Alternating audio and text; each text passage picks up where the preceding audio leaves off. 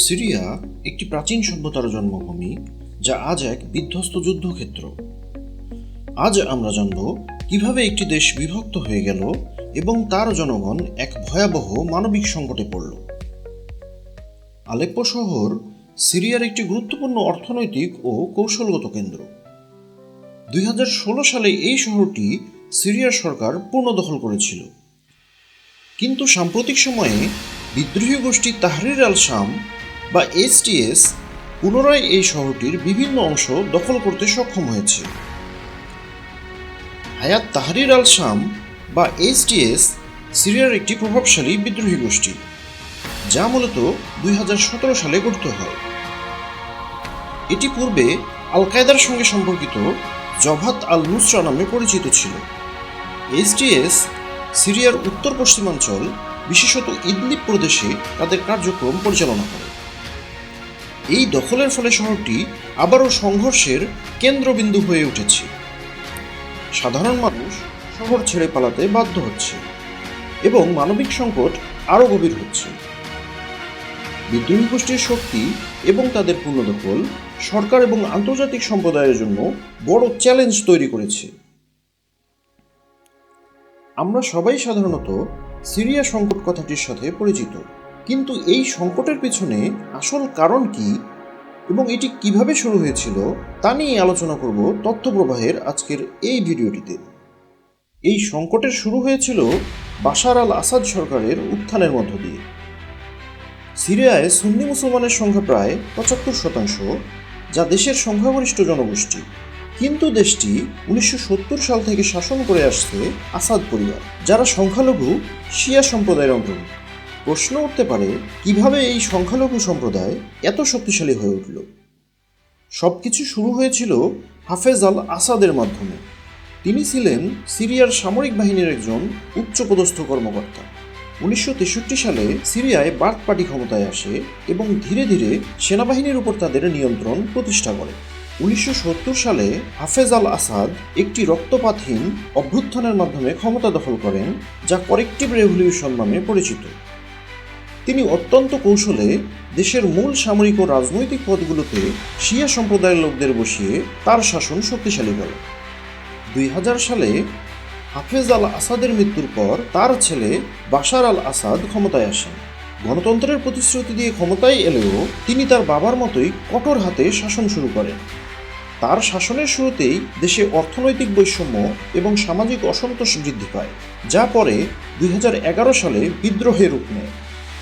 এই গৃহযুদ্ধের সবচেয়ে বড় শিকার হয়েছে সুন্নি মুসলমানেরা। গণহত্যা, অবরোধ এবং নির্বিচারে বোমা হামলায় লক্ষ লক্ষ সুন্নি তাদের জীবন হারিয়েছে। অনেকে তাদের ঘরবাড়ি ছেড়ে শরণার্থী শিবিরে আশ্রয় নিতে বাধ্য হয়েছে। সিরিয়া থেকে পালিয়ে যাওয়া মানুষের সংখ্যা এখন প্রায় 70 লাখ। সিরিয়ায় গৃহযুদ্ধ শুধুমাত্র দেশের অভ্যন্তরীণ সংকট নয়, এটি আঞ্চলিক এবং বৈশ্বিক শক্তির স্বার্থের কেন্দ্রস্থল হয়ে উঠছিল।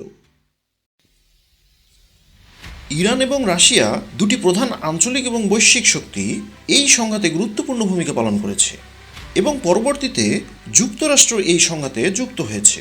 কিন্তু কেন তারা এই সংঘাতে জড়িয়ে পড়ল?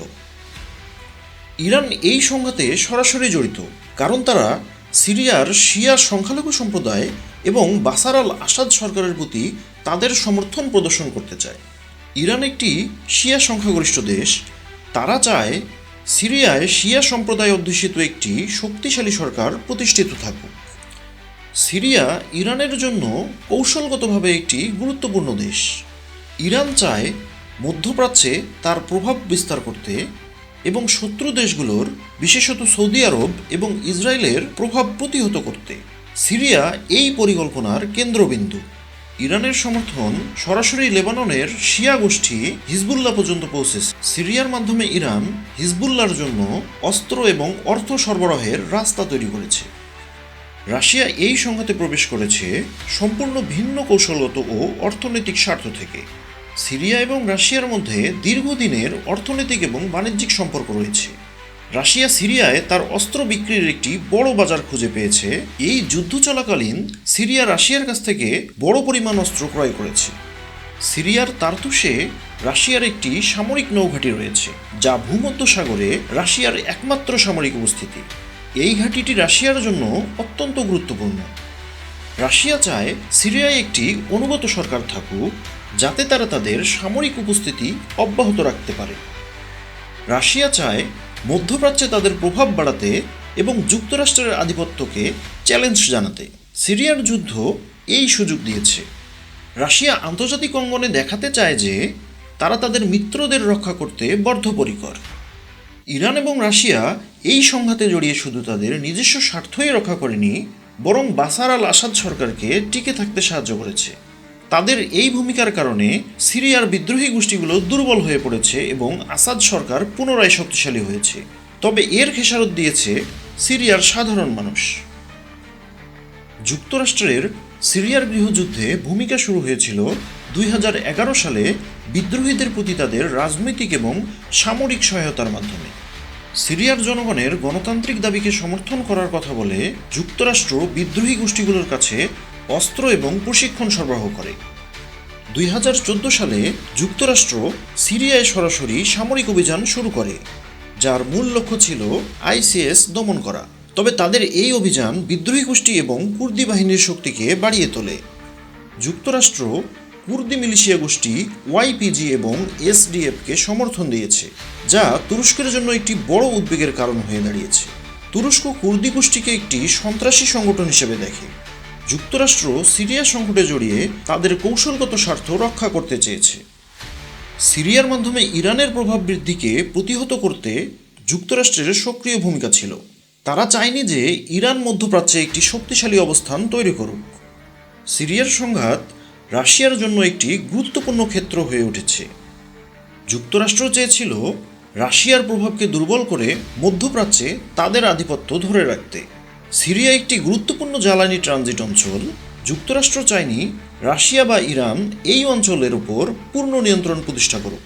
যদিও যুক্তরাষ্ট্র গণতন্ত্র এবং মানবাধিকারের নামে এই সংঘাতে জড়িয়েছিল, অনেক বিশেষজ্ঞের মতে তাদের ভূমিকা সিরিয়া সংকট আরও বাড়িয়ে দিয়েছে।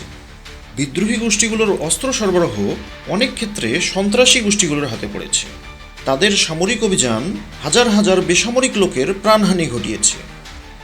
সিরিয়ার এই গৃহযুদ্ধ কেবল দেশটির জনগণের জন্য নয়, বরং এটি একটি ভূরাজনৈতিক যুদ্ধক্ষেত্র হয়ে উঠেছে। ইরান এবং রাশিয়া যেখানে আসাদ সরকারের শক্তি বাড়িয়েছে, যুক্তরাষ্ট্র সেখানে বিদ্রোহীদের সহায়তা করে পাল্টা সংঘাত সৃষ্টি করেছে। এর ফলে সবচেয়ে বেশি ক্ষতিগ্রস্ত হয়েছে সাধারণ মানুষ। সিরিয়ার গৃহযুদ্ধ আমাদের মনে করিয়ে দেয় ক্ষমতার লড়াই কিভাবে একটি জাতিকে ধ্বংসের দিকে ঠেলে দিতে পারে। আলেপ্পোর ধ্বংসস্তূপ, শরণার্থীদের অন্তহীন কান্না আর নিষ্পাপ শিশুদের হারিয়ে যাওয়া শৈশব, এগুলো কেবল পরিসংখ্যান নয়, এগুলো মানব সভ্যতার চরম ব্যর্থতার প্রতিচ্ছবি। আমাদের ইতিহাস থেকে শিক্ষা নিতে হবে, যাতে ভবিষ্যতে এমন ভয়াবহতা আর না ঘটে। সিরিয়ার মানুষ এখনও ন্যায় বিচার আর শান্তির অপেক্ষায়। তারা শুধু একটি জিনিস চায়, মানবিকতা। আপনাদের সবাইকে ধন্যবাদ এই গল্পটি শুনতে সময় দেওয়ার জন্য। যদি আপনাদের মনে হয় এই বিষয়গুলো জানানো দরকার এবং এই ভিডিও আপনাদের কিছু শেখাতে পেরেছে, তবে দয়া করে আমাদের চ্যানেলটি সাবস্ক্রাইব করুন। তথ্যপ্রবাহ চ্যানেলে আমরা এমন গুরুত্বপূর্ণ ও তথ্য সমৃদ্ধ বিষয় নিয়ে নিয়মিত ভিডিও প্রকাশ করি। আপনাদের সাবস্ক্রিপশন আমাদেরকে আরও ভালো বিষয়বস্তু তৈরি করতে অনুপ্রাণিত করবে। সিরিয়ার মানুষের জন্য মহান সৃষ্টিকর্তার কাছে দোয়া করুন এবং এই ভিডিওটি অন্যদের সাথে শেয়ার করে তাদের চোখ খুলতে সাহায্য করুন। একসাথে আমরা পরিবর্তন আনতে পারি।